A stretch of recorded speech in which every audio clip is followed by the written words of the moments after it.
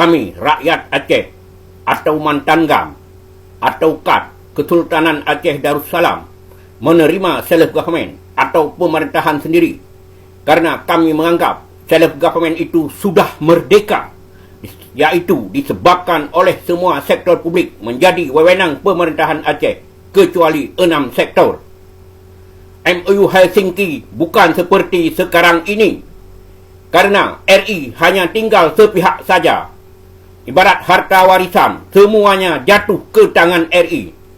Sedangkan pihak KAD atau rakyat Aceh hanya menerima 0.